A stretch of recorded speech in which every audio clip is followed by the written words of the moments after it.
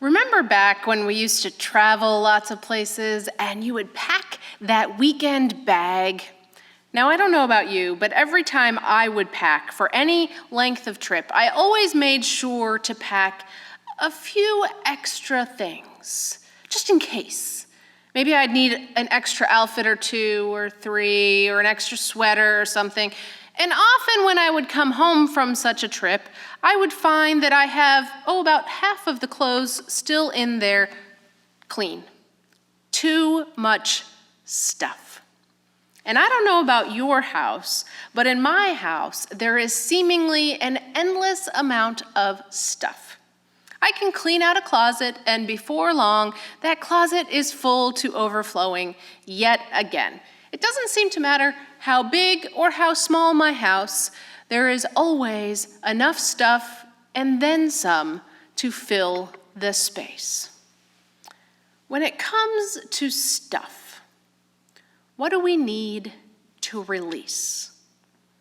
Now, perhaps you have clothes that no longer really fit.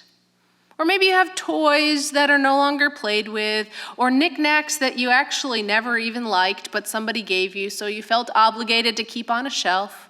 Or maybe a book that you've already read that you didn't love enough to actually read it again.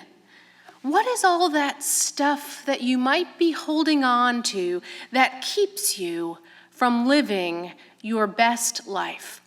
Living fully as the person that God created you to be, living fully and abundantly. That's the stuff that we need to release.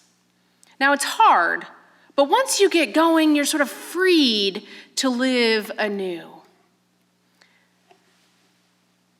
The person in the story with Jesus didn't quite have that freeing sense when Jesus told him to get rid of all of his possessions.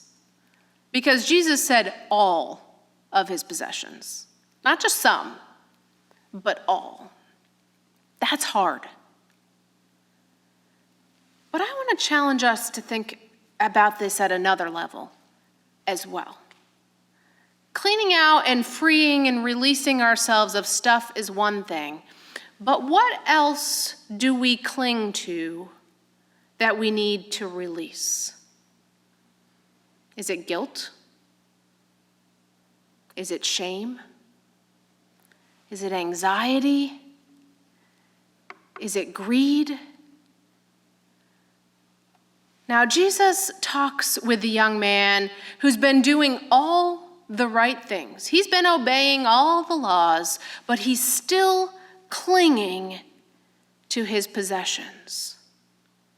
Now, in the story, he seems to be clinging to actual, tangible possessions that are keeping him from living abundantly as God's beloved.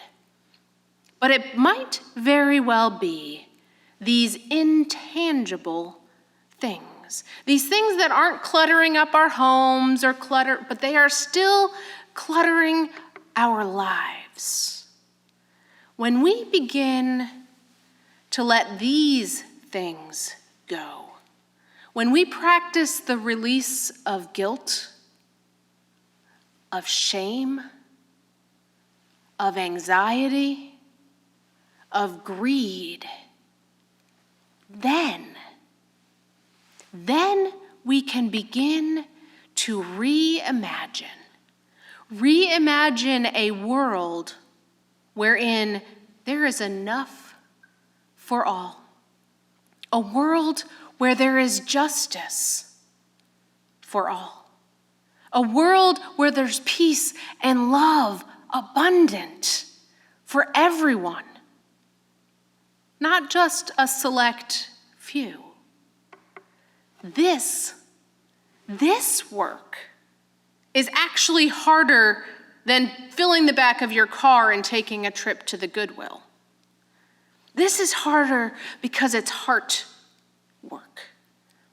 But it's here that our money story and our faith story really start to collide.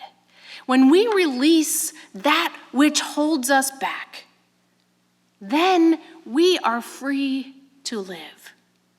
free to live fully as God's beloved.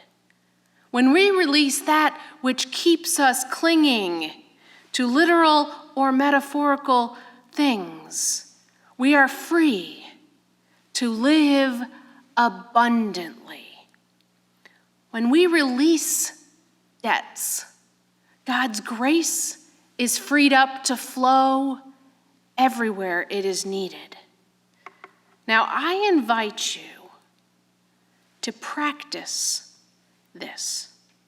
There's a reason it's called practice, because it's hard, and we have to work at it.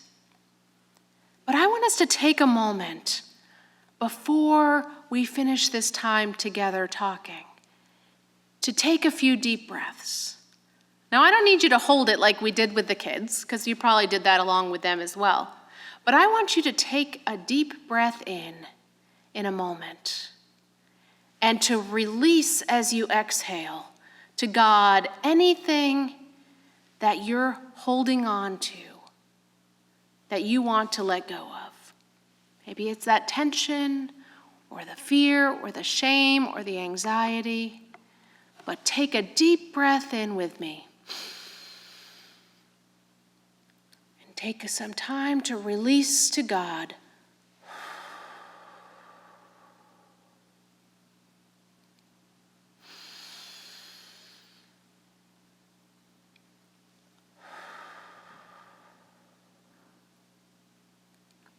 This time, as you breathe in deeply, breathe in and remember that you are one of God's beloved children. Breathe in that belovedness as you release in your exhale.